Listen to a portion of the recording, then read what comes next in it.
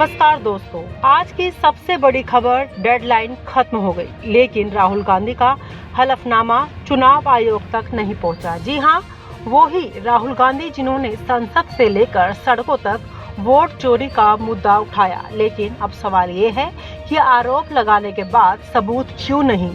मुख्य चुनाव आयोग ज्ञानेश कुमार ने साफ कह दिया था, अगर 7 दिन में हलफनामा नहीं आया तो हम मान लेंगे ये सारे आरोप सिर्फ बिजनेस है। और दोस्तों, 7 दिन पूरे हो चुके हैं, हलफनामा अब तक नहीं आया।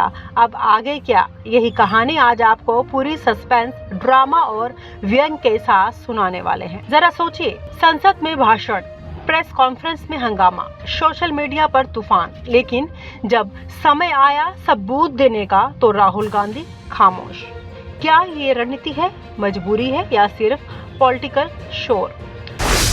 डेडलाइन की असली कहानी, ये डेडलाइन क्यों आई? याद कीजिए, पिछले रविवार को जब मुख्य चुनाव आयुक्त ज्ञानेश कुमार ने कहा था, हमें राहुल गांधी को 7 दिन का समय दिया है, अगर हलफनामा नहीं आया तो हम मान लेंगे आरोप सिर्फ बिजनेस है। अब ये लाइन जितनी सीधी लगती है उतनी ही गहरी है। चुनाव आयोग का यह बयान साफ इशारा करता है कि बिना सबूत के आरोपों को बर्दाश्त नहीं किया जाएगा। लेकिन 7 दिन गुजर गए और हलफनामा अभी भी गायब। सोचिए दोस्तों, राहुल गांधी ट्विटर पर सक्रिय, भाषणों में आक्रामक, लेकिन हलफनामा भेजने में निष्क्रिय। कहीं ऐसा ना हो कि ये मामला सिर्फ पब्लिक इमोशन को कैश करने का तरीका हो। बीजेपी तो पहले ही कह रही है, पहले सबूत दो फिर भाषण दो, और जनता कंफ्यूज है। क्या ये सच है या सिर्फ पॉलिटिकल ड्रामा?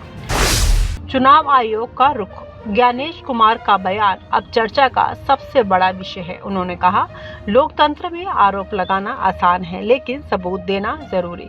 अब सवाल ये है, क्या चुनाव आयोग आगे कांग्रेस पर एक्शन लेगा या ये मामला भी बाकी मुद्दों की तरह धीरे धीरे गायब हो जाएगा? कानून और राजनीति। कानूनी तौर पर अगर कोई नेता गंभीर आरोप लगाता है और सबूत नहीं देता तो उसकी विश्वसनीयता पर असर पड़ता है।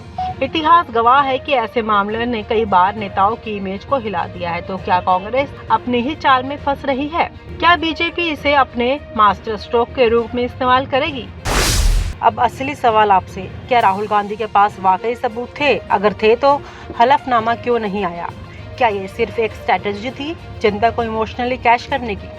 चुनाव आयोग क्या करेगा, कार्यवाही या खामोशी?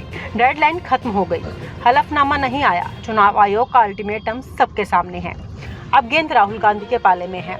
आगे क्या होगा ये देखने के लिए जुड़े रहिए हमारे साथ। राहुल गांधी की रणनीति और नैरेटिव। अब बात करते हैं सबसे दिलचस्प पहलू की, राहुल गांधी का नैरेटिव। दोस्तों, इस पूरी कहानी में सबसे बड़ा खेल परसेप्शन का है। राहुल गांधी ने पूरे देश में एक संदेश फैलाया, नरेंद्र मोदी वोट चोर है।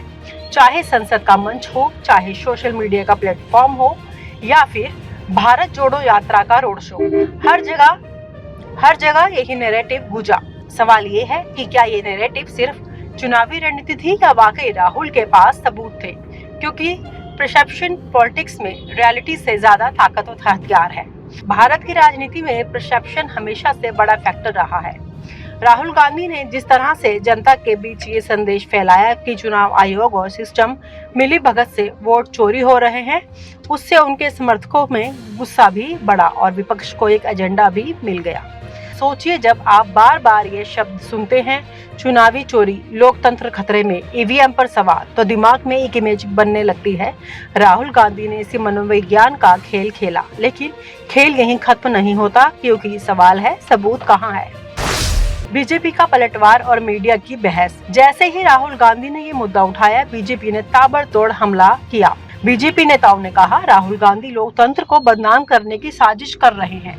केंद्रीय मंत्री से लेकर पार्टी प्रवक्ता तक सबने राहुल गांधी से एक ही सवाल पूछा, अगर सबूत है तो चुनाव आयोग क्यों नहीं दे रहे?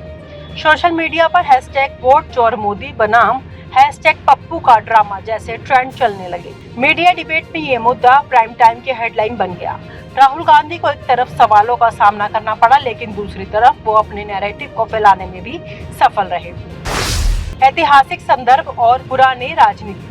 भारतीय राजनीति में आरोप प्रत्यारोप की लंबी परंपरा है। 1977 में इमरजेंसी के बाद इंदिरा गांधी पर चुनावी धांधली के आरोप लगे थे। 2014 के बाद बीजेपी पर विपक्ष ने कई बार ईवीएम में गड़बड़ी के आरोप लगाए, लेकिन फर्क ये है कि राहुल गांधी ने इस बार सीधे प्रधानमंत्री को टारगेट किया और जनता के बीच ये संदेश जमाने की कोशिश की कि मोदी सिर्फ नेता नहीं बल्कि वोट चोर है।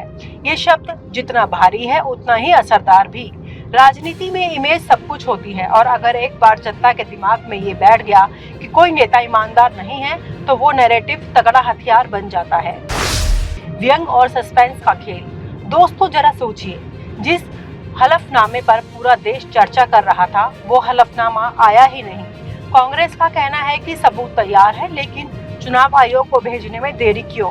क्या ये लीगल स्ट्रेटजी है या सिर्फ मीडिया में बने रहने का तरीका? अगर राहुल गांधी के पास सच में सबूत होते तो क्या वो डेडलाइन मिस करते या फिर से सब राजनीतिक दबाव बनाने का खेल था ताकि जनता में ये धारणा मजबूत हो कि मोदी सरकार चुनाव में गड़बड़ी कर रही है? इस पूरे ड्रामे ने विपक्ष को एक नया मुद्दा जरूर दे दिया है, लेकिन कानूनी और संवैधानिक तौर पर कांग्रेस अभी भी कमजोर नजर आ रही है।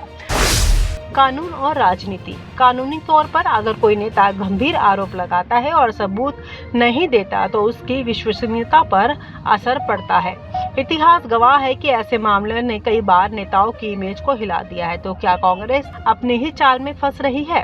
क्या बीजेपी इसे अपने मास्टर स्ट्रोक के रूप में इस्तेमाल करेगी?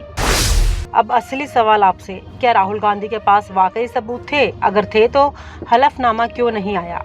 क्या ये सिर्फ एक स्ट्रैटेजी थी जनता को इमोशनली कैश करने की? चुनाव आयोग क्या करेगा, कार्यवाही या खामोशी?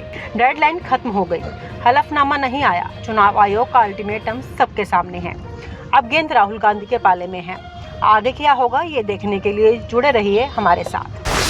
आगे क्या हो सकता है? अब बड़ा सवाल ये है कि आगे क्या होगा। क्या चुनाव आयोग कांग्रेस पर नोटिस जारी करेगा? क्या राहुल गांधी को अदालत का सामना करना पड़ेगा या फिर ये मुद्दा भी कुछ दिनों में गायब हो जाएगा जैसे बाकी सारे मुद्दे हो रहे हैं? पॉलिटिक्स में हर कदम सोचा समझा होता है। राहुल गांधी जानते हैं कि परसेप्शन बिल्डिंग के लिए सबूत से ज्यादा आवाज और ड्रामा काम आता है, लेकिन ये रणनीति कब तक चलेगी? क्योंकि जनता भी अब सवाल पूछती है, हलफनामा कहाँ है राहुल जी? तो दोस्तों, कहानी अब पूरी अधूरी है। डेडलाइन खत्म हो चुकी है, हलफनामा गायब है और देश भर में चर्चा है, क्या नरेंद्र मोदी सच में वोट चोर है या ये सिर्फ कांग्रेस की पॉलिटिक्स स्ट्रेटजी है? आप क्या सोचते हैं? क्या राहुल गांधी के ये नैरेटिव मजबूत कर पाएंगे या बीजेपी इसे उल्टा कांग्रेस के खिलाफ इस्तेमाल करेगी? और आप हमसे जुड़े रहने के लिए सब्सक्राइब करें YouTube पर, फॉलो करें Twitter पर और लाइक करें Facebook पर। और ज्यादा जानकारी के लिए आपको टाइप करना होगा सिर्फ न्यूज नशा।